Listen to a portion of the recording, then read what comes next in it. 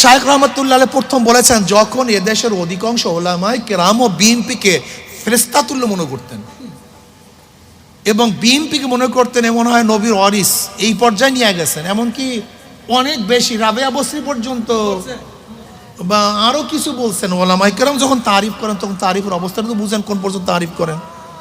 ওলামায়ে কেরামের সমস্যা, যখন তারিফ করেন তখন তারিফেরও একেবারে উচ্চ পর্যায়ে করেন, আর যখন মুজাম্মাত বয়ান করেন তখন মুজাম্মাতটাকে সেই পর্যায়ে হবে। কথা ঠিক না? এটা হবে, এটা জানেন। কিন্তু আব্বাজান রহমতুল্লাহ শাইখ রহমতুল্লাহ ওই সময় বলেছেন যে আওয়ামী লীগ বিএনপি মুদ্রার এপিঠ ওপিঠ। যখন বিএনপিকে এদেশের ওলামায়ে কেরাম সর্বোচ্চ আসনে আসীন করছেন তখনই তিনি বলেছেন মুদ্রা এপিঠ ওপিঠ। কি আজকে তার বাস্তবতা আছে কি নাই? দেখুন তো বিএনপির বক্তব্য আওয়ামী লীগের বক্তব্য কোনো পার্থক্য আছে কিনা দেখুন তো আমাকে। হ্যাঁ, কাজের মধ্যে কোনো পার্থক্য আছে কি নাই?